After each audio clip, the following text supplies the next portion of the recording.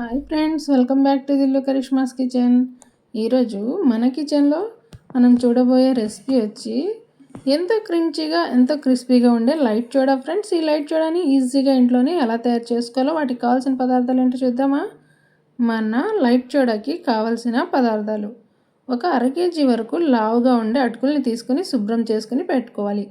అలాగే ఒక కప్పున్నర వరకు శనగపిండి, 3 టేబుల్ స్పూన్ల వరకు పంచదార, 1 టేబుల్ స్పూన్ వరకు బియ్యపిండి, 1 టేబుల్ స్పూన్ వరకు ఆయిల్ని తీసుకోవాలి. అలాగే ఇప్పుడు తయారీ విధానాన్ని చూద్దాం ఫ్రెండ్స్. మన లైట్ చోడా తయారు చేసుకోవడం కోసం ముందుగా మనం అటుకుల్ని వేయించి తీసుకోవాలి ఫ్రెండ్స్. సో అందుకనే నేను ఈ విధంగా డీప్ ఫ్రైకి సరిపడా ఆయిల్ని ఒక కడాయిలో తీసుకొని హీట్ చేసుకున్నాను ఫ్రెండ్స్. ఆయిల్ అనేది బాగా హీట్లో ఉన్నప్పుడే మనం అటుకుల్ని వేయించుకోవాలి. లో ఫ్లేమ్లో పెట్టుకుని కనుక మీడియం హీట్లో ఉన్నప్పుడు వేసుకున్నామంటే అటుకులు అనేవి ఆయిల్ పీల్చేసి క్రిస్పీగా వేగవు ఫ్రెండ్స్. సో ఆయిల్ అనేది ఎక్కువసేపు హీట్ చేసుకోవాలి. ఇలా ఆయిల్ బాగా హీట్లో ఉన్నప్పుడు ఒక జాలిగరిటెని పెట్టుకోవాలి, అంటే స్టెయినర్ని పెట్టుకొని ఈ విధంగా అటుకుల్ని వేయించుకోవాలి. వీడియోలో చూపిస్తున్నట్టుగా ఈ విధంగా అటుకుల్ని వేయించి తీసుకున్నామంటే బాగా తెల్లగా ఈ విధంగా మల్లె పువ్వులాగా చక్కగా వేగుతాయి ఫ్రెండ్స్. ఇలానే మొత్తం అటుకులన్నిటినీ కూడా చక్కగా వేయించి తీసుకుందాం. చూస్తున్నారు కదా, అటుకులు అనేవి ఎంత చక్కగా మల్లె పువ్వులాగా కనిపిస్తున్నాయి కదా. మొత్తం ఇలా వేయించి తీసుకున్నాక ఇప్పుడు మన కారపూసని రెడీ చేసుకుందాం ఫ్రెండ్స్. కారపూస రెడీ చేసుకోవడం కోసం ముందుగా ఈ విధంగా ఒక చిన్న మిక్సింగ్ బౌల్ని తీసుకోవాలి. తీసుకుని మనం ముందుగా తీసుకున్న కప్పున్నర వరకు శనగపిండి ఉంది కదా ఫ్రెండ్స్, ఆ శనగపిండి మొత్తాన్ని ఇందులోకి యాడ్ చేసుకోవాలి. ఇలా మిక్సింగ్ బౌల్లోకి యాడ్ చేసుకోవాలి. చాలా చాలా బాగుంటాయి ఫ్రెండ్స్. తప్పకుండా మీరు కూడా డెఫినెట్గా ట్రై చేయండి. ఇలా మిక్సింగ్ బౌల్లోకి శనగపిండిని తీసుకున్నాక మనం ముందుగా తీసుకున్న బియ్యపిండి ఉంది కదా, 1 టేబుల్ స్పూన్ బియ్యపిండిని, అలాగే 1 టేబుల్ స్పూన్ వరకు ఆయిల్ని కూడా యాడ్ చేసుకోవాలి ఫ్రెండ్స్. అలాగే రుచికి తగ్గట్లుగా ఉప్పుని యాడ్ చేసుకోవాలి. అదేవిధంగా ఒక పావు టీ స్పూన్ అంతా పసుపును కూడా యాడ్ చేసుకోవాలి. అలాగే ఫ్రెండ్స్ మరొక పావు టీ స్పూన్ వరకు ఇందులో ఇంగువని కూడా వేసుకుందాం ఫ్రెండ్స్. ఇంగువ వేసుకోవడం వలన చాలా మంచి రుచిగా ఉంటుంది ఫ్రెండ్స్ కారపూస అనేది. ఈ విధంగా అన్నీ వేసుకున్నాక చక్కగా పిండిలో ఇవన్నీ బాగా కలిసేలాగా ఈ విధంగా చేత్తో రబ్ చేస్తూ కలుపుకోవాలి.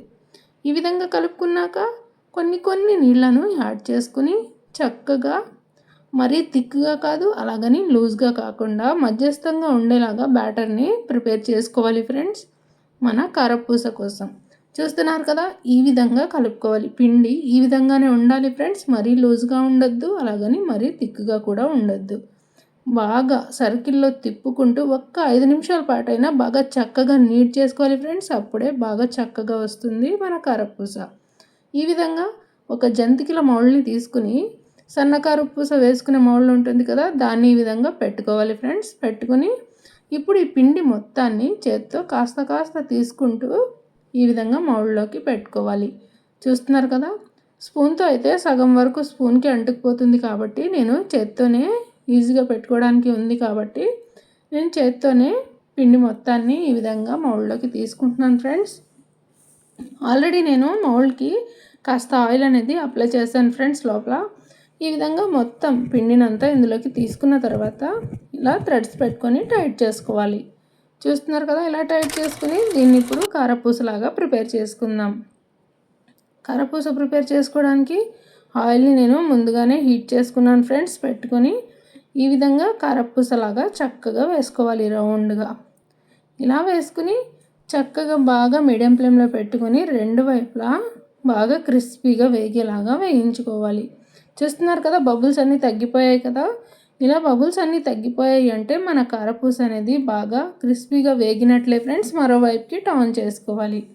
ఈ విధంగా టర్న్ చేసుకుని మొత్తం కారపూసని ఇలానే వేయించి తీసుకోవాలి. చూస్తున్నారు కదా, మంచిగా ఎంత బాగుందో కదా, రంగు కూడా టేస్ట్ కూడా అంతే బాగుంటుంది ఫ్రెండ్స్. ఈ విధంగా వేయించుకున్న కారపూసని మనం ఒక ప్లేట్లోకి తీసుకోవాలి.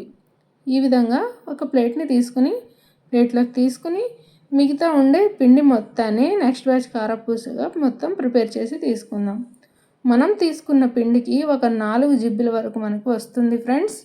ఈ విధంగా చక్కగా మనం కారపూసని ప్రిపేర్ చేసుకోవాలి. మొత్తం కారపూస అలాగే మనం వేయించుకున్న అటుకులు మొత్తం రెడీగా ఉన్నాయి కదా ఫ్రెండ్స్ లైట్ చోడా కోసం. చూస్తున్నారు కదా ఎంత క్రిస్పీగా ఎంత బాగున్నాయో కదా, జిబ్బుల్లాగా బాగా వచ్చాయి కదా. ఇప్పుడు దీన్ని రెడీగా పక్కన పెట్టుకొని దీంట్లోకి ఒక చిన్న పౌడర్ని రెడీ చేసుకుందాం ఫ్రెండ్స్.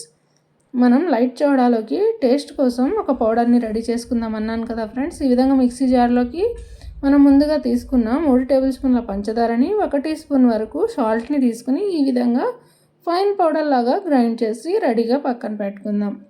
ఇప్పుడు మన లైట్ సోడా మిక్స్ చేసుకోవడానికి వీలుగా ఉండే ఒక పెద్ద ఈ విధంగా ఉండే బేషన్ని తీసుకోవాలి.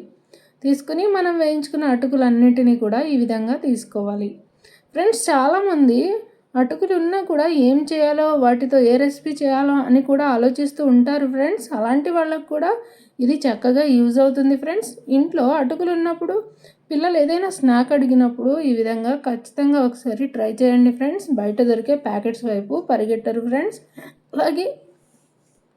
అలాగే చాలామందికి అంగన్వాడీలో కూడా అటుకులు అనేవి ఇస్తూ ఉంటారు కదా ఫ్రెండ్స్. వాటితో ఏం చేయాలని ఆలోచిస్తూ ఉంటారు ఫ్రెండ్స్.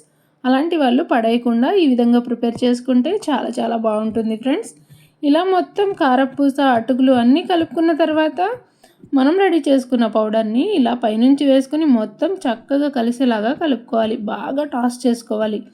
బాగా టాస్ చేసుకుంటే ఎంతో చక్కగా ఎంతో క్రంచీగా క్రిస్పీగా ఉండే మన లైట్ సోడా అనేది రెడీ అయిపోయింది ఫ్రెండ్స్.